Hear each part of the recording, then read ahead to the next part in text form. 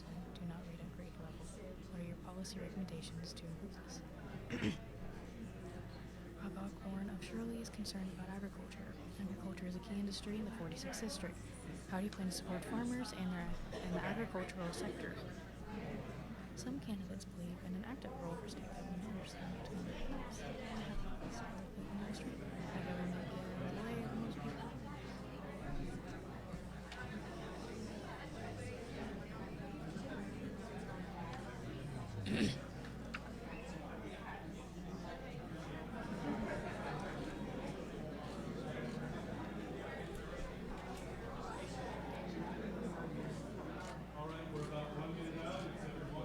I'm trying to act candid. I know. I was like, let me look.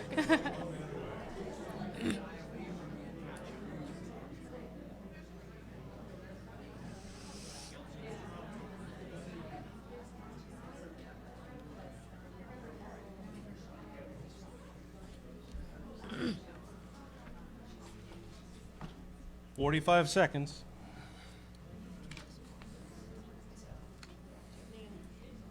Reminder to try to stay on the mic as much as you can. So in this general vicinity is fine. But if you start stepping back, it might be.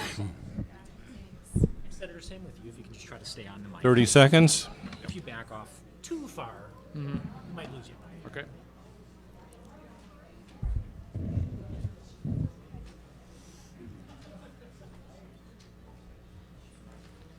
"15 seconds.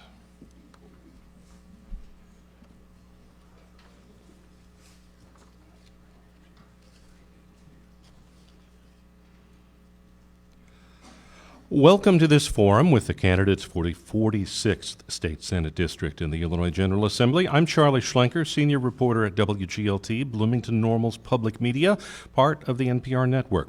The election is about 3 weeks away. Joining us at Illinois State University's Bone Student Center are the candidates, incumbent Democratic Senator Dave Koehler and Republican challenger Sally Owens. This forum is sponsored by WGLT-WCBU Peoria Public Radio, also part of the NPR network, the Vedette, the student voice of Illinois State University, the Illinois State University Center for Civic Engagement, the ISU Student Government Association, the League of Women Voters of Peoria and McLean Counties, and the Bloomington Normal NAACP. Our panelists tonight include Cameron Cutinello of WCBU, Peoria Public Radio, and Maggie Blyer, the editor of the Vedette newspaper at ISU.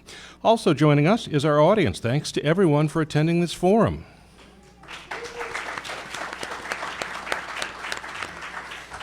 A later rebroadcast of this event will happen on WGLT and WCBU. We will have questions developed by WGLT, WCBU, and the Vedette News staff with public input from submissions at WGLT.org. There will also be time for opening and closing statements and for responses by the opposing candidates. This forum is co-sponsored by the McLean County League of Women Voters, and we'd like to thank the Allison Fanny Fell Trust for help making this forum possible. The League's Mark Swerdlick and Sue Fish are serving as our timekeepers. They will flash warning and stop signs for the candidates at 1 minute, 30 seconds, and stop. We determine the order through a coin flip, and after that, we'll rotate among candidates. We'll ask as many questions as time permits during this forum. The candidate who gives the opening statement first will go last, and the closing statements. Candidates may have an abbreviated but equal amount of time to answer the final question, so we can get all of the closing statements in. As moderator, I may call on candidates to make clarifying comments and pose follow-up questions as needed. Those answers should be very brief. That brings us to our opening statement by Sally Owens. You have 2 minutes for your opener. Well, thank you all. I know it takes a lot of people to put an event like this together, so thank you all. Give yourselves a hand. You worked hard to make this happen. Thank you. We appreciate it. My name is Sally Owens. I grew up in the St. Louis area. I have lived in Central Illinois for the past 25 years. Central Illinois is where I chose to raise my family. I've got 2 children, a daughter, 22, and a son who's almost 21. And I chose to work here and volunteer here and raise my family, and I think I'm a great choice to run for office here. I have, over the last several years, I've seen some failures in our state government as I watch big businesses and small businesses alike leave our state and friends leave our state, and it's mostly impacted by our state economy and by our taxing structure and the policies we put in place. I see those as very fixable. I see it as an easy solution to bring our businesses back, which increases our tax base and lowers our cost of living. So that's why I decided to run. That's a little bit about me. I think I'm the best choice because I am a moderate Republican. And what that means is when it comes to some of the social issues, I fall a little bit more towards the center.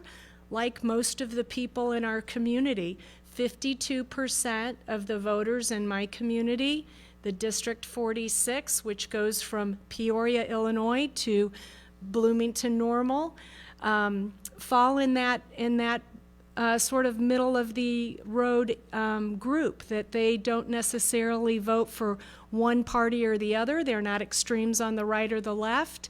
They think the right answers, like me, are somewhere in the middle. Thank you. Senator Dave Koehler, your opener. Well, I want to thank the League of Women Voters, WGLT-WCBU, for hosting tonight's event. Hi, I'm Dave Koehler. I'm your state senator from the 46th District, and I want you to know that I never take your support for granted, and the fact that this seat really belongs to you, the voters of the 46th District. My time in the Senate has included some historical times. One was when I proudly cast my vote to expel Rod Blagojevich from office.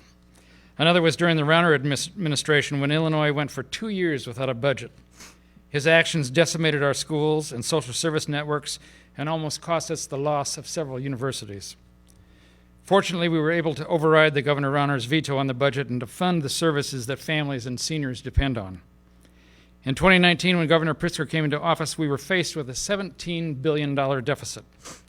I'm proud to say that since then we have worked hard to right the ship, and we have. Today we are out of debt. Today we pay our bills on time. Today we have more than $2 billion in a rainy day fund, and we have made an extra $500 million pension payment.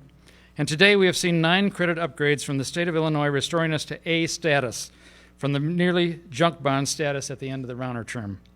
So is everything perfect? No, of course not. But at least we're not distracted by enormous debt. We are working on ways to help families that are struggling with the high cost of everyday life, like buying groceries, like paying the mortgage or the rent, like being able to afford needed prescription drugs, like sending your kids to daycare or paying for college. Yes, we do have much work to do, including saving our environment, protecting a woman's right to make her own reproductive health care decisions, and saving our family farms. I work hard and I try to represent you in the best way I can, and I humbly ask for your vote so that I can continue to be your voice in Springfield. Thank you.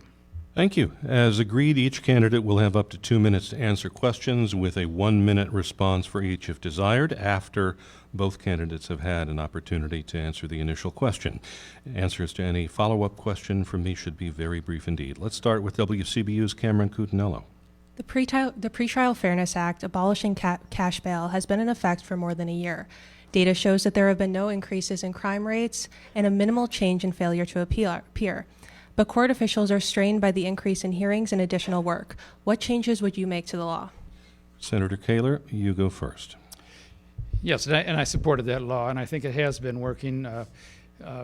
It's not perfect, but it's a good start. The impetus of doing that was because, what was determining whether somebody was in jail or not was money. And I always use the example that 2 people were involved in a domestic violence dispute, and they were sent to jail. One is out on the street and one's not. What was the difference? It was money. And so now the system is that the judge and the prosecutors need to determine whether that person is a risk to themselves, a flight risk, or a risk to the community. And I think that kind of a system is going to work. Other states are watching this. The changes I would make is that there was about $140 million that local counties and the sheriff's departments depended on that money. That's not the correct way to try to fund an operation at a county level, but we probably do need to put some more resources back into the system and help make it work better. Sally Owens, 2 minutes on the Pretrial Fairness Act and any changes you might want to see. Thank you. Yeah, there are a lot of problems with the Safety Act. I mean, the first is how it came into be. You know, when they put that together, we didn't bring all the right people to the table. When you're drafting a law, it just got sloppy. We didn't bring all of our local municipality law enforcement. I mean, it highly affects our law enforcement. They weren't invited to the table until after the fact. So we had a lot of work to do after, and still do have a lot of work. The policy itself has a lot of unfunded mandates in it. After it was passed, $35 million had to go to our state law enforcement just to process and educate on the Safety Act alone. That money doesn't go to law enforcement on the streets. It doesn't go to make us any safer. All it does is train them and educate on the Safety Act. Then it also, as you take a look at here in McLean County, it increases the way we're processing our cases. So we have cases that are coming up, and the judges are making their ruling. They say this person needs to be detained, and then of those that are detained, the statistic I was given was about 60% of them are asking for appeal. So our appeals have gone up closely. When I don't know where we are on Peoria, so the whole district, we may have to look at that. But you know, our appeals are going up. And then we have other expenses at that level for our state's attorney and those offices, because they're having to do more work with their appeals. The other one, when I talk to my sheriffs in the municipalities, it's increased their cost of keeping people safe. So I think when we take a look at these legislations, we need to bring the right people to the table to get the legislation done. Thank you so much. Dave Koehler, you have 1 minute as a response if you desire. Yes. The Pretrial Fairness Act is the right bill. It's a just bill. It's about fairness. The reality is that before, when we had a cash bail system, that if somebody didn't have the money, the average time that a person spent in jail was 34 days. That meant loss of job.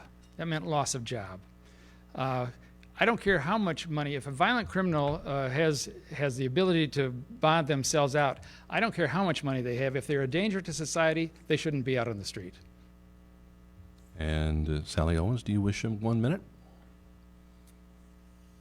We're still letting violent criminals out on the street. You know, there was a person shot a mile from my house. That individual was arrested 2 weeks prior in possession of an illegal firearm. He should not have been out on the streets. It's still happening. A question now from Maggie Blyer of the Vidette, and once it's posed, Sally Owens will start with 2 minutes. Several people who submitted online questions at WGLT.org wanted to know about higher education issues, Maddie Sapp and Wilbur Plates of Normal among them. State funding of higher education at Illinois State University has dropped from 35% of the budget in 2002 to about 13% today. The amount and buying power of the state appropriation for ISU has declined by 45% over the last 2 decades. ISU is not alone in seeing that shift. What's your ideal aspirational ratio as a societal good for public colleges and universities, and what's practically achievable and how? Wow, that's a big question. I don't know about the ratio, but we've got to invest in our education. In our district, we have more than 5 universities and establishments of higher education, colleges and universities. We have right here in Bloomington Normal, we have ISU, we have Illinois Wesleyan, we have Bradley University, we have ICC, which is the community college, we have Heartland Community College, and we've got the colleges of nursing. So there's a whole lot of education in this district. So to your point, we need to be educating them, but we need to be funding our higher education, but we also need to be, doing the appropriate education degrees. And I know we've had a tough conversation right here on campus recently. Our president had to talk about budget cuts. Bradley University went through something similar last year. The whole complexion of higher education is changing. A lot of it is going to online. A lot of it is students aren't taking on the debt they used to take on.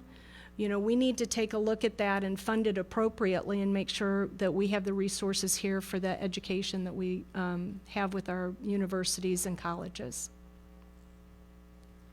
Dave Koehler, 2 minutes.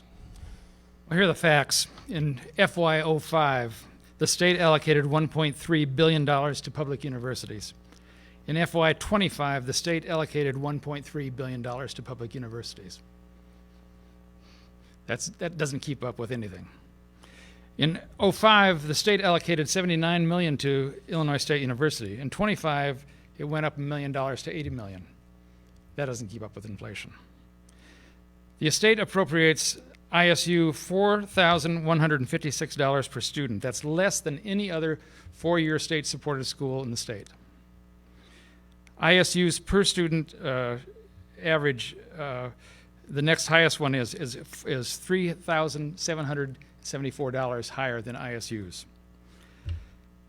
ISU, I don't know if you realize this, but special education students, when they go to college in Illinois, if they're from Illinois, they don't pay any tuition because of the shortage of special ed teachers.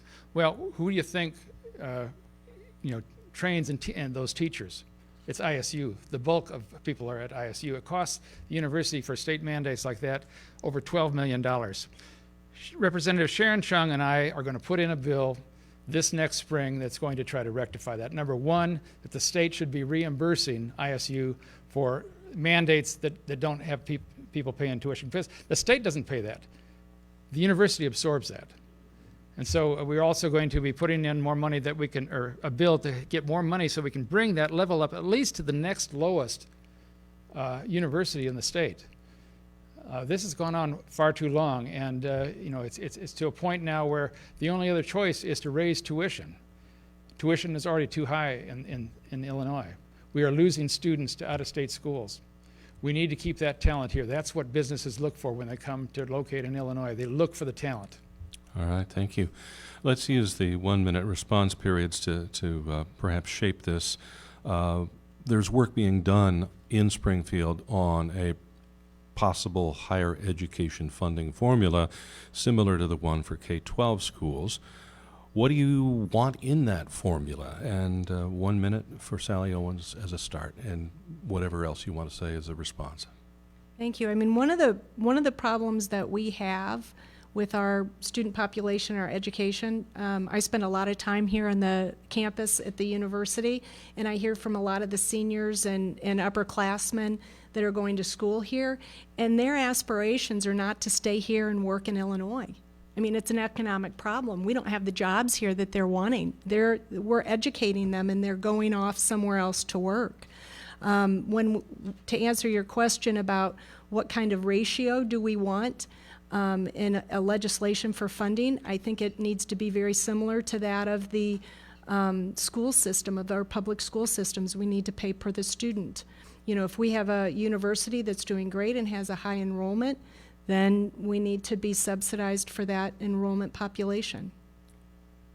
Senator Koehler, a little more on higher ed funding and a higher ed funding formula. Well, the question was, should we do an evidence-based funding formula for higher ed?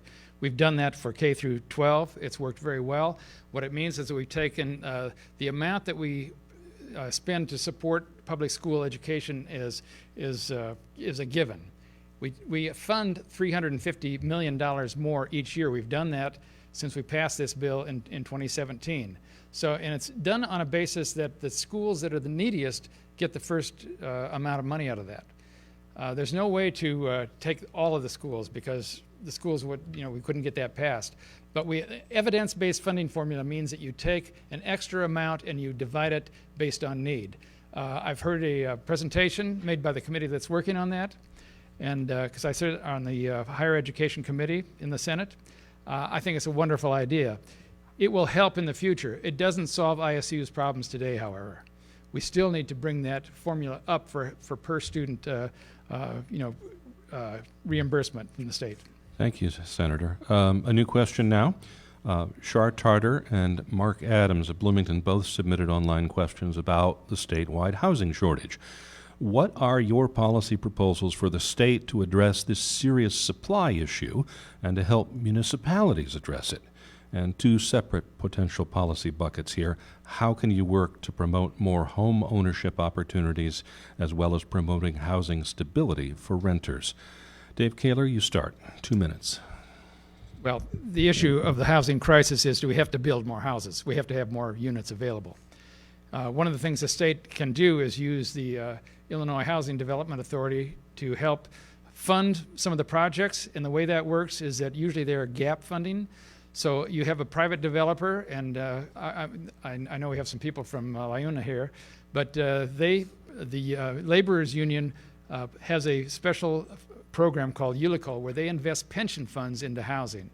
That's the equity portion. They get private financing, and then the gap usually is filled with IDA funds. That has promoted housing all across central Illinois, and they've done a very good job of that. We also have to have more money for homeless. I just was able to recently get the city of Bloomington $650,000 that they're going to use in conjunction with some homeless strategies. You've got Home Sweet Home ministries that are working with the housing coalition here. We have to build more houses. Just like what Phoenix Community Development is doing in Peoria. They've now got 3 4-story units downtown Peoria where they are taking people off the street and putting them into housing. The one we just dedicated last month is going to be aimed at youth, especially youth with mental illness disorders. So that's the solution. And the federal government has money, the state has money, the private sector has money they're willing to invest. We have to make sure that we've got the capacity of organizations within our local communities that can really pull all that together. Anybody wants to know more about that, visit Chris Call at Phoenix Development because she is an expert in this. Sally Owens, your turn. I'm going to ask you to repeat the question if you Sure. would. What are your policy proposals for the state to address the serious housing supply issue and to help municipalities address it? And there are 2 separate potential policy buckets here. How can you work to promote more home ownership opportunities as well as promoting housing stability for renters? 2 minutes. Absolutely, thank you. First of all, the builders have kind of walked out of the market right now. It's not, we don't have an economy right now where it's advantageous for them to be building homes. So part of that has to do with supplies, which we have very little. We have very little control over the supplies to build a home, but what we do have is controls and incentives to help them with that. And I think, Senator Koehler certainly named some of those off. The other issue that we have is that when we have home ownership, we have safer and nicer communities. People have a place for their home, and we need to be helping our communities access that. Individuals so that they can have their own home and they can be in a community where they can have a roof over their head and a place to raise their families. Okay. 1 minute responses are available. Let me talk specifically about market rate housing. One of the things that our communities need to do, and I was on the city council in Peoria for 8 years, and we tried this and it worked. We need to develop one-stop shop for zoning for all the regulation that developers have to go through when they come into a community to build. We need to make it easier, not less safe, but easier to do that so that we can get more projects going. We have to build more housing. We have to build more housing. Market rate housing is going to be basically a private funded venture, but the government can help in terms of the regulations and what we have to do to protect the public in that. 1 minute. This would be a point where my opponent and I disagree. I believe our zoning and our laws and managing our community belong right there in the community. I think we have elected officials on at our county boards. We have elected officials at our city boards. I think we need to let them take care of their zoning, and they know their community the best. And I don't believe that the state needs to be involved in zoning legislation so that communities are not able to make their own their own laws and rules for their community. That's, Charlie, that's not what I said. Understood. This is WCBU, Peoria Public Radio, and WGLT, Bloomington Normal's Public Media, both parts of the NPR network.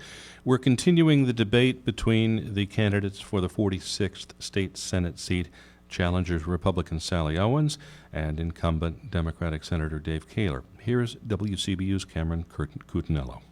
A new law was signed in July which lays out a regulatory framework for an expansion of carbon capture and sequestration in Illinois, but a carbon capture well leak in Decatur has again raised questions about the safety of carbon capture. How could the state expand the practice while ensuring resident safety? Sally Owens, you have 2 minutes. Yeah, that was an issue. It's a big problem.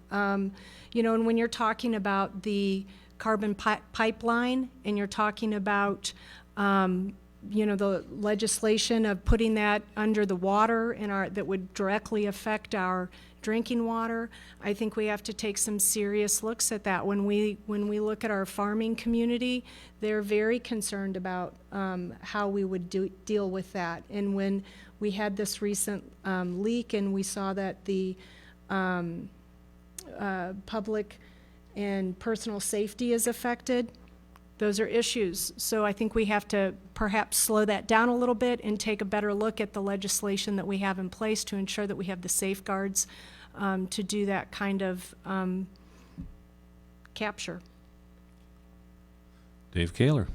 Well, I was a yes vote on the moratorium for the carbon capture sequestration. I think that there's a question that I have about where is it appropriate and where is it not appropriate. I'm going to sign on to the bill that's going to say that we will not allow it over the Mahomet Aquifer. That is too dangerous. But I'm not opposed to carbon capture sequestration. I'm not opposed to pipelines. We have pipelines in Illinois that carry a lot of dangerous stuff all over. And pipelines are a safe way to transport things. We need to determine where is the most appropriate place. Carbon capture sequestration is a technology that is, I think, going to be used in a transition from us getting to a more clean energy environment. But it's important for ethanol plants to be able to capture their carbon. With the advent of airline industries going to SAF, which is sustainable aviation fuel, that means that ethanol is going to be used in the airline industry for aviation fuel. It's possible that you could have sustainable aviation fuel that has a negative carbon footprint. And because the corn absorbs the carbon, first of all, and then when you process it, if the ethanol plant and Marquis Energy is already building a well on their property up in the Henry area, and if they sequestered all their carbon off the production of that ethanol, you really have a negative CI score, carbon intensity score. That's what it's going to take for us to finally get serious about climate change. So I think that the question really is not whether we ban or allow pipelines, but it's where. Where is it appropriate for us to use pipelines, and let's use them in a safe way, and where is it not appropriate? It's not appropriate over an aquifer. Sally Owens, you have a 1-minute option.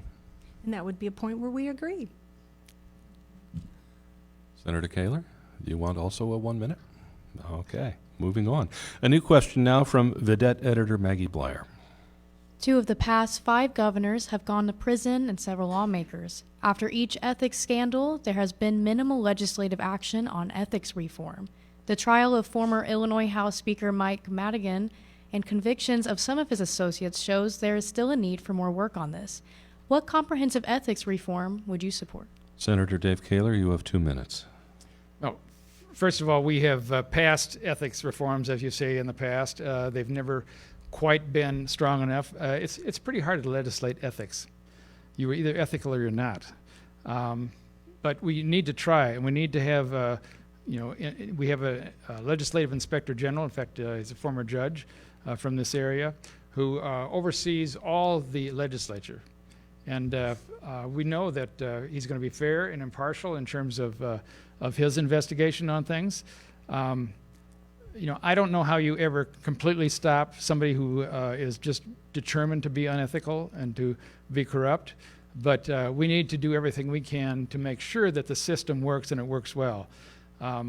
one of the things we did in the Senate very early on, this has been a couple of years ago, we voted for term limits for our Senate president, and the House followed suit. So there's a 10-year period now where the leader of either chamber can serve, and that's it. And that's it. And that's good, because when you amass power for over years and years and years, there can be problems with that. So I think that we've got more to do, but I think what we have done so far has been good and has been effective. Sally Owens, 2 minutes. Yeah, term limits is a great place to start. That's a cornerstone of my campaign. I believe we should have term limits across the board. I think you come in with a 10-year plan, you work your plan, and if you can't get it done in 10 years, it's time to let the next guy in and try, and you should be developing your team so that you've got people to come back in to do that. The other one is transparency. We've got to absolutely do a better job on transparency, and a great example is this last spring, the Senate passed Senate Bill 2412, which is the DCFS Child Welfare Goals. That bill was going through the process. It was addressing the DCFS child welfare issues. It was going through the process. It was next in line to go in to be voted into law.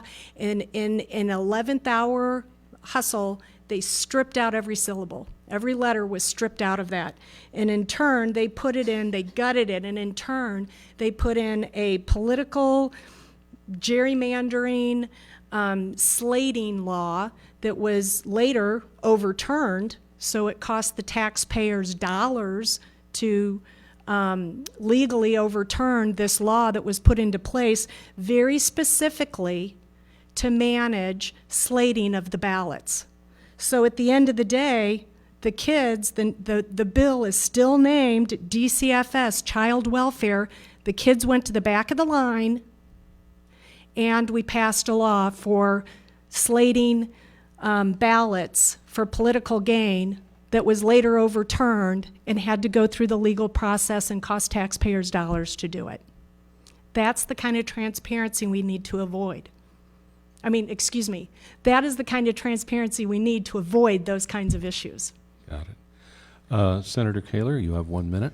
Well, the process is that sometimes you have bills that have a House version as opposed to a Senate version, and you pass one and you have the other one that you can use as a vehicle bill. So it's not that we forgot DCFS. We are passing legislation to deal with DCFS.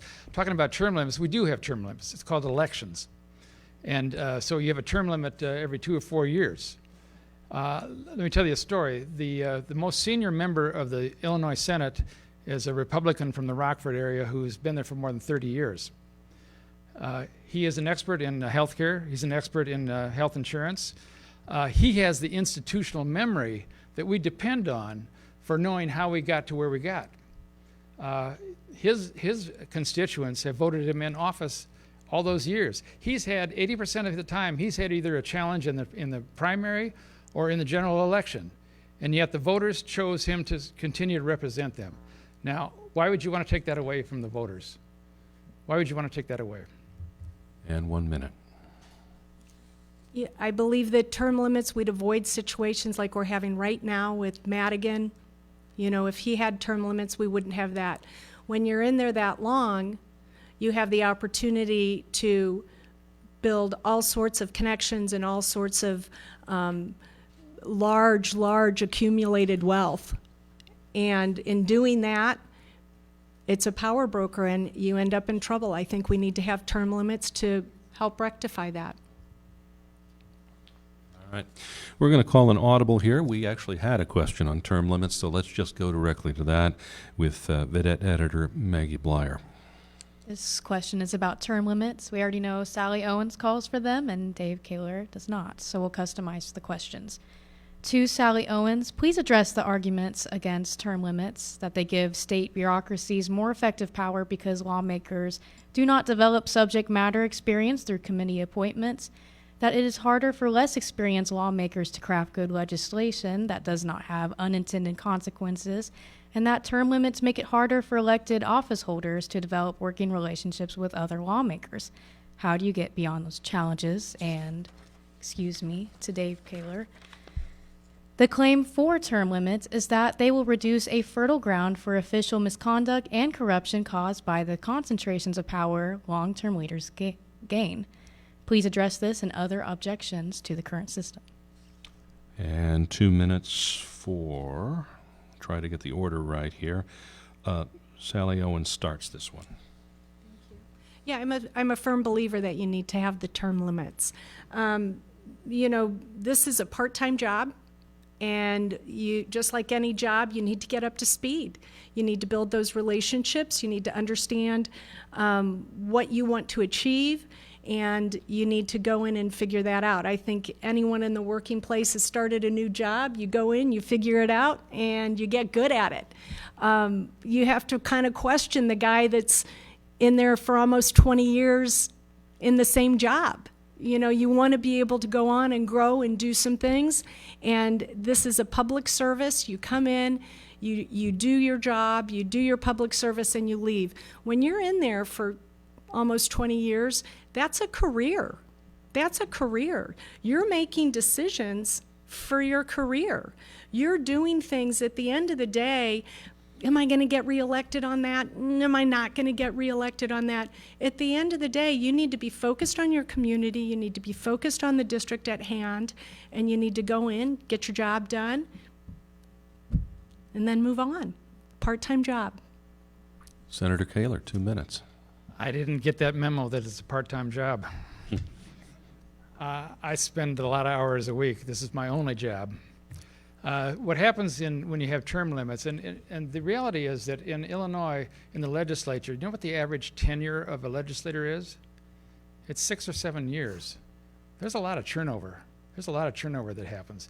I go quite often to a national conference of state legislators and meetings which are legislators from all around the country, and I've seen the game they play like in areas like Ohio. So they have term limits there. So if somebody runs for the House for 8 years, and then they flip around and run for the Senate for 8 years. And so they just kind of flip positions. You're exactly right when you ask the question, Maggie, that what happens when you don't have people that have some longevity, not everybody has to have longevity. Like I say, there's a lot of turnover.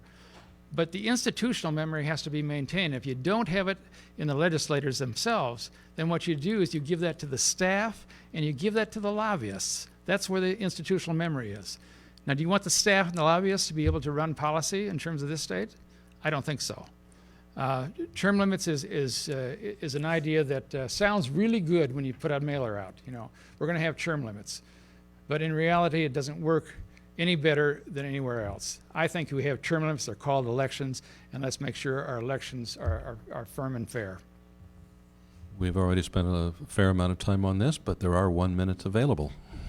I guess I would just say to those that say the lobbyists and the employees, the not elected officials, the ones that are working there, when you bring in fresh eyes, when you bring in a new person and they know that these new people are coming in, those are your opportunities.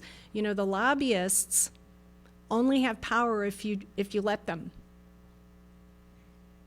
And Senator Dave Koehler, 1 minute. I think anybody who views this as a part-time job is doing a disservice to their constituents. This is not a part-time job. This is a full-time commitment. Public service is a career that you do with all the energy and all the might you have. So I don't know where that notion came from, but if you go into it thinking it's a part-time job or it's just something you're going to play around with, then you shouldn't be there. And new I question. think I deserve I never said play around with, just so you know. All right, we'll accept that brief comment. Next question from an online submission. Gun violence against those with protective orders continues to soar. Do you support Karina's bill in its current form to require police to confiscate weapons within a limited time from people who have orders of protection filed against them?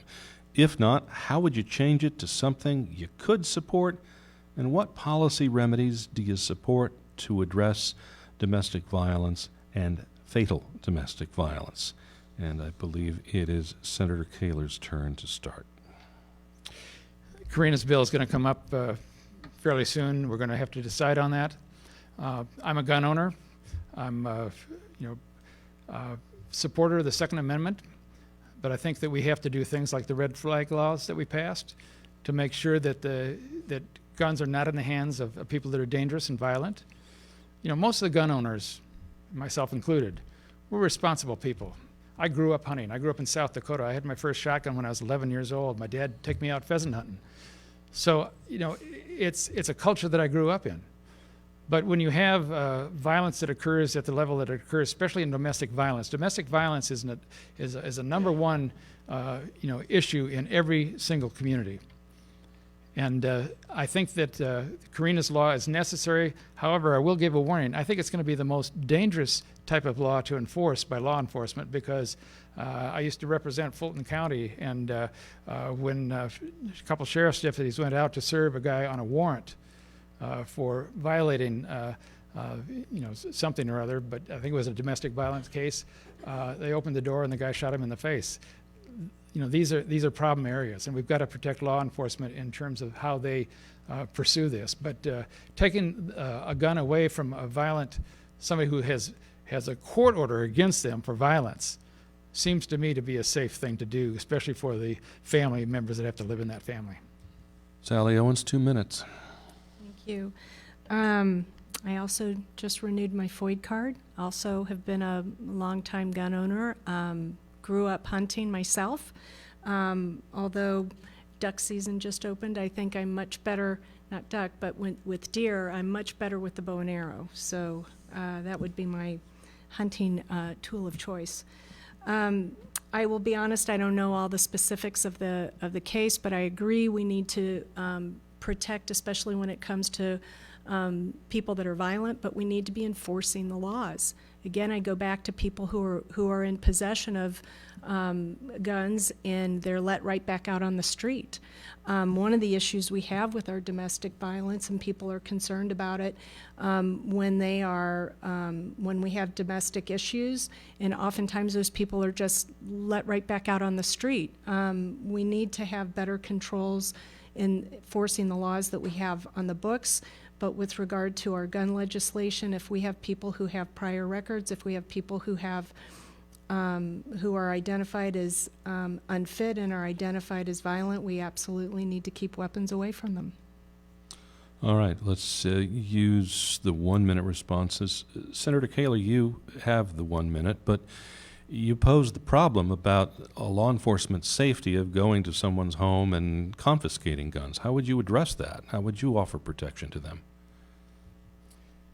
That's a difficult question. I'm not in law enforcement, so I don't have all the answers to that. But I think we need to really have law enforcement fully engaged in looking at how we would do that implementation. Because sometimes we pass laws and we think that all we have to do is pass that law and it's going to go into effect and it's going to solve the problem. This is a law that does need to be passed, but in terms of how we implement it, I think we need a lot more discussion on the proper ways to keep the family safe, because if a person has a gun and they're under a court order, that means that there's a potential for violence in that household. But there's also potential of violence for somebody from the sheriff's department or the police department going and trying to confiscate that gun.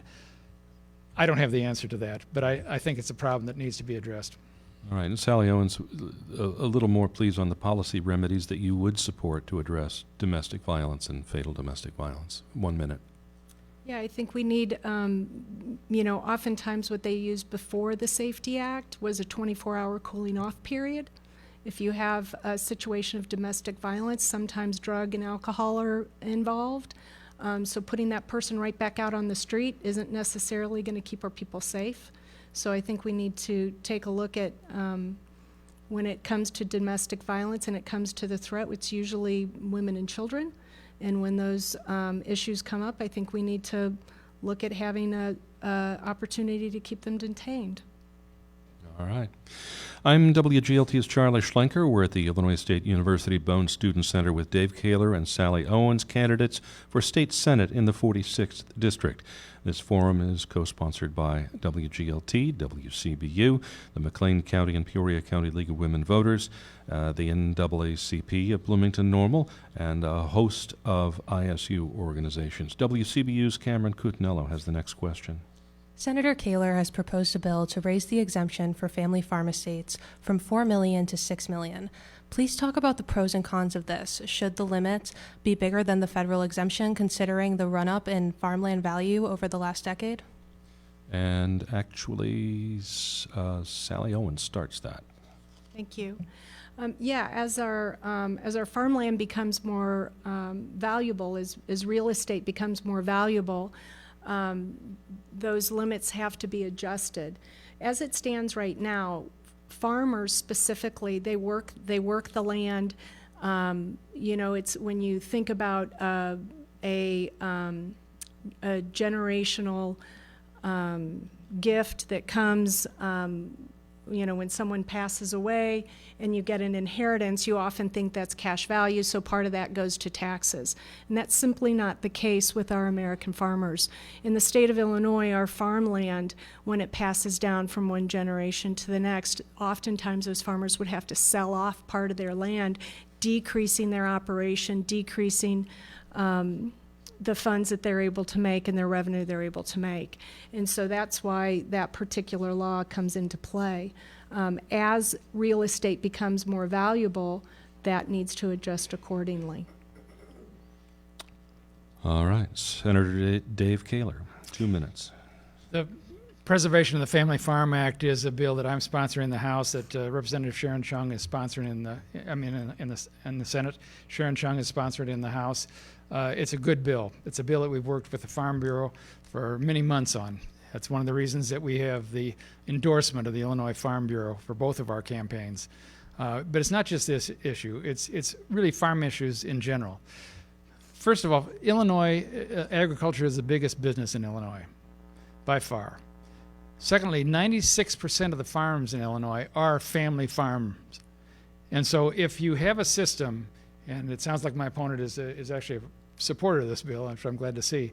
If you have a system that forces families to have to sell the family farm once they inherit it to pay the taxes on it, what you do is you're transferring that into corporate farming. That's the only other way you can go. If you don't have family farms, you have corporate farming. That's not the kind of farming that we're used to in Illinois. We need to have the family farm as the backbone of farms in this state. And by changing the rules on the estate tax as to how it applies to family farms will be a good step.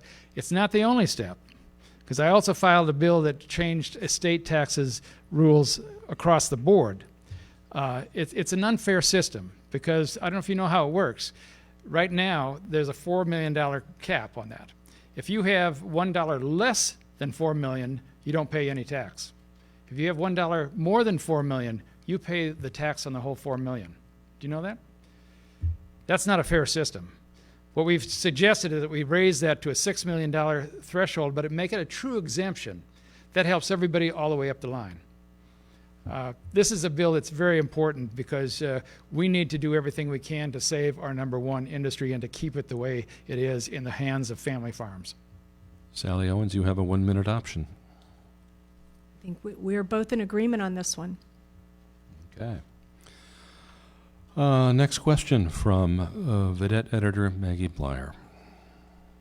Diane Mather of Bloomington is concerned with this issue. In the upcoming election, it's important to elect representatives who align with our values. For either of you, can you outline your top 2 to 3 legislative priorities in detail? What specific initiatives do you plan to introduce in the state Senate? And Senator Dave Koehler, you start with 2 minutes. Well, I won't repeat what I said about the preserving the family farm, because that's a bill that we are going to pursue vehemently. We have good bipartisan support on that bill, by the way, and it's going to take bipartisan support. And Sharon and I, being in the majority party, we think we can get it done this spring, and we're going to make a valiant effort to do that. In addition, though, we have other issues, environmental issues, that really engage the farming community as well. I talked about sustainable aviation fuel.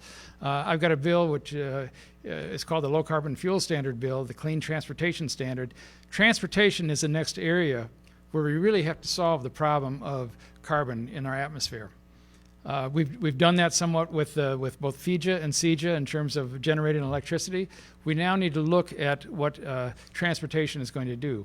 And so there's going to be a move in this country from fossil-based liquid fuels into plant-based liquid fuels. That's going to set up Illinois as really the place where that's going to take place. Both the feedstock from soy and from corn, renewable diesel or SAF, ethanol, and we're trying to to put the system together like they've done on the West Coast, where you have credits that are available for farmers that do the right thing. In other words, would there be a credit available for no-till? Because no-till, you're not running your equipment over the field, you're not emitting carbon into the atmosphere. Right now, only 5% of the farmers use no-till, even though there are incentives out there from the federal government. That's one of the, so those are two of the issues. The other is that I think we need to continue to fund our schools in a better way. By us putting almost $2 billion now more into education across the board, we have lessened the pressure of education to be dependent solely on property taxes. And if you want to take the pressure off of property taxes, what you have to do is you have to fund education. Sally Owens, 2 minutes on your legislative priorities. Thank you. For me, it's really easy. It's responsible spending and bringing businesses back to Illinois. If you walk through downtown Bloomington and in our areas throughout my district, Peoria is a great example. We've got so much empty real estate. We've got so much where businesses have left. You know, in a short period of time, we've lost Caterpillar, we've lost Boeing. And when they leave, they take their good jobs with them. And we need them to pay the taxes. If they're not paying the taxes, that means you and I have to cover the costs. We have to bring up the value there. So if we are driving our businesses and driving our people out of the state of Illinois, that means you and I are covering the tax base. We've got to get back to responsible spending. Right now, we're at the highest taxes and the highest crime in the nation. When we look at our statistics for buying a house or starting a business, we're the worst place to buy a house. We're one of the worst places to start a business. Those are national statistics. When people are looking at resources and looking at lists of where should I start my business, they're not saying, gosh, Illinois looks good to me. We need to change that. We need to bring businesses back here. The more businesses we get back here, the more taxpayers, the more revenue we have, that we can close the cost. In the last 5 years, the legislators that we've had in place have raised our spending by 30%. And think about that for a minute. We have less money because people are leaving our state and not paying the taxes, right? So they're leaving, our customers are down. Yet our spending goes up 30%, our spending's through the roof. We've got to get that back in line.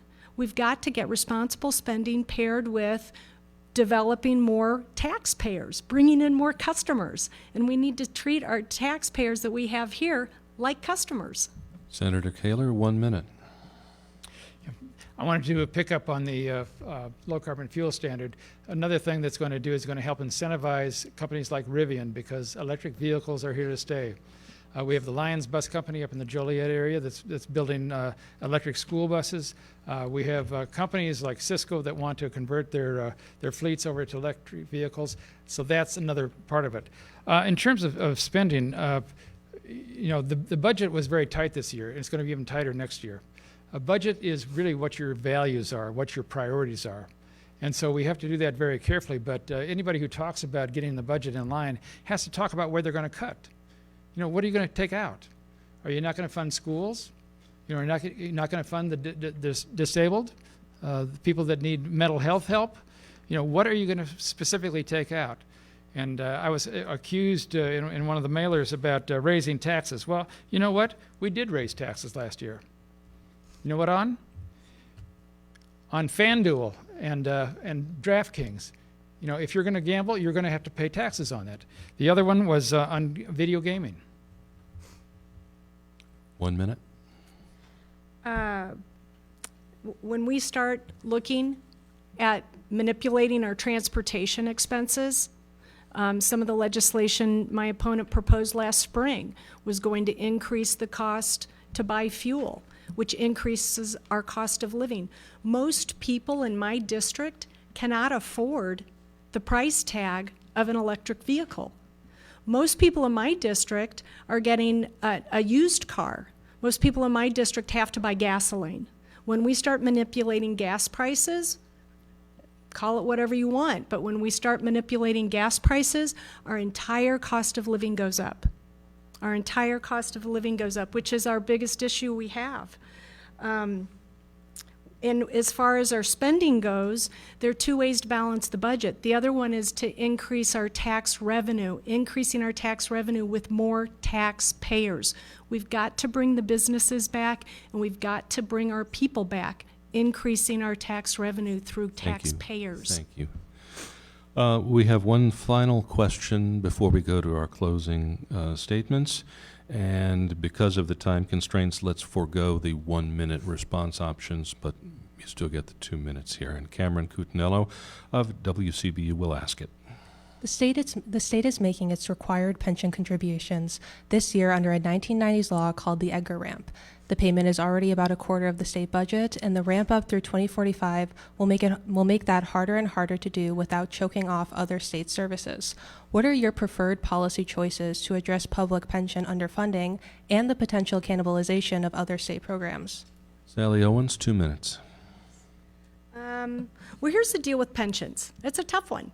It's a tough one. It's been around a long time, and it's a tough one. First, and foremost, we need to honor the contracts we have. We need to honor the contracts we have for the pension that we have. We also need to understand how we got here. Our legislators in the past took a pension vacation. They did not pay into the pension fund. That was a problem. We're paying for that now. In 2015, there was a legislation that my opponent voted to approve, which took the 2.5% cost of living raise away from those receiving their pension. That's not acceptable. That's not honoring the contract. When that happened, it took a 2-year court to overturn that law, which then cost our taxpayers more dollars to defend that. What we need to do is we need to take a look at our new hires that we bring on, and we need to manage our costs with to stop the bleeding. We need to reconstruct our packages, our employment packages to new employees, and that'll help contain what our our new debt in our pensions would be. All right. And 2 minutes to Senator Dave Koehler. I didn't quite understand that last part, so we should have less benefits for new hires that come on? No, restructure the package. Restructure the package. See, here, let me tell you the history of how the pension system got out of whack. First of all, back in the 80s, Governor Thompson was the one that helped get in the 3% compounded COLA. At the time, it was not of a big deal, but over time, it became enormous. And that's really what was dragging us down. Governor Edgar and the legislature in the 90s had what they call the 15-year plan with the ramp up at the end of that 15 years. What that meant was that we underfunded the pension system for 15 years. And then when I came into the legislature, we had the ramp. And the ramp was fierce. There were pension holidays. It was before I was there. That should never have been done. The Tier 2 was passed in 2010. It was always easier to pass something where you didn't have anybody on the other side pushing back on you. I knew, and I hated to take that vote. I voted for it, but I knew that there would come a day of reckoning, and that day is now. It's here. People on the second-tier pension system are not happy with it because it's not fair. Do we want teachers teaching until they're 67 years old? I don't think so. And we're going to have to make some changes in that. But the defined pension program is a long-term ordeal. And what we need to do is we need to think of it long-term, and we need to figure out how we're going to get, we've stabilized the pensions right now. We're paying a lot of money every year for the pension debt. But in a couple of years, we're going to have that ramp finally dealt with. But we need to to give these Tier 2 employees some relief, because we are losing teachers, we are losing employees because we're not competitive anymore. In fact, the IRS may have us, they may find that we're not a safe harbor anymore in terms of what level of benefits, because people don't get Social Security who teach, do they? Thank you, sir. People don't know that.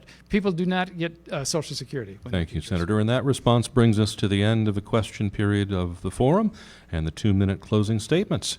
Senator Dave Koehler, you went second for opening statements. You can lead off for closings. Well, my thanks to the League of Women Voters and GLT and WCBU for hosting tonight's event. The decision before the voters in this election is, does experience and track record matter? Does character and trustworthiness matter? Do values and commitment matter? I think they do, and I think about these things all the time in my role as your state senator. I'm seeking re-election because I want to continue to work on the important issues that we have talked about tonight. Issues of how we can continue to live within our state as a means by balancing our budget, making sure that we are funding our priorities and values. The reason I went into public service was to help people, to create opportunities for people to do their best and to live their life to the fullest. Helping families to lower the cost of daycare and making college more affordable, by supporting organizations that help the homeless and the disabled or people in need of adequate health care, including mental health, by helping small businesses get off the ground and to reach success, by helping big business expand and create more jobs like Rivian, by helping families keep the farms in the family. In other words, how can we help all Illinoisans to be proud of where they live and to proud of what the work they do? I'm proud to have the support of organized labor, the Sierra Club, and the Farm Bureau. I'm especially proud of recently receiving awards from the Illinois Environmental Council, which is the Lifetime Achievement Award, and the Jerry Preet Award for the Illinois Association of Retired Americans. I'm also grateful for the opportunity to be in leadership in the Illinois Senate as an assistant majority leader. But most of all, I'm grateful for you, the voters, to give me a chance to represent you as your voice in Springfield. I'm asking for you to believe in me again by giving your vote to me either on or before November 1st.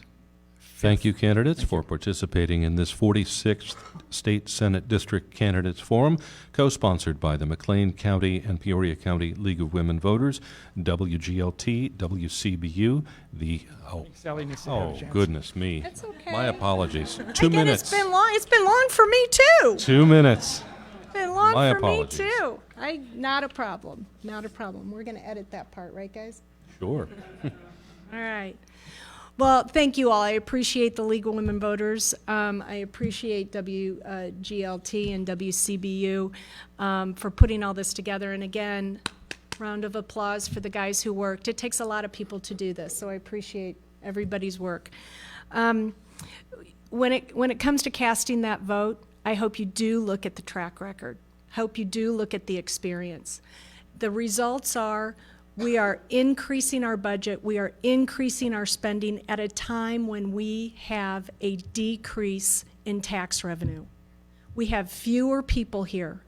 And I know that we have heard from people that, oh, the census isn't right. I'm not talking about the census. When you go to the IRS and you look for the number of tax returns we have, they tell us that we have fewer tax returns in the state of Illinois. People are leaving. People who can afford to leave are leaving, and businesses are leaving. It's evident when you go across my district. You see that businesses are leaving. We have created a business unfriendly environment, and when we did that, people left.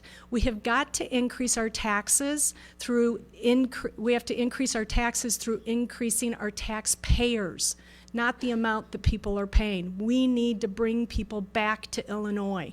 That's what my plan is. Had we had good legislation, had we had business-friendly legislation, we wouldn't have been driving them out. We need to take a look at our results. Our results are we are paying the highest taxes in the nation. We have some of the highest crime in the nation. We have some of the worst places to buy a business or start a business, worst place to buy a home. We have some of the worst performance, and our legislators in 18 months gave themselves three raises, a 5% raise, an 18% raise, and another 5% raise. We need to stop the bleeding. Thank you, candidates, for participating in this 46th State Senate District Candidates Forum, co-sponsored by the McLean County League of Women Voters, WGLT, WCBU, the Vedette, the Student Voice of ISU, the McLean and Peoria County League of Women Voters, the Bloomington Normal NAACP, the Illinois State University Center for Civic Engagement, and the ISU Student Government Association. And special thanks go to the Alice and Fannie Fell Trust. Thank you for attending and listening. I'm Charlie Schlenker. The election is November 5th. Early voting is going on now. Go and vote. This is WGLT, Bloomington Normal's Public Media, WCBU, Peoria Public Radio, both parts of the NPR network.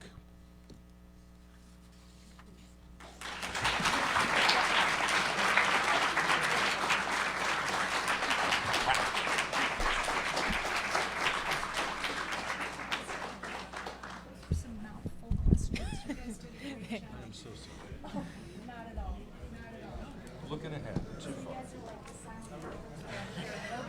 My head, I was like, this doesn't feel right, but I guess we can keep it. You know, she looked at me and I was like, wait. I was like, wait. Yeah, I was kind of want to just be like, Charlie.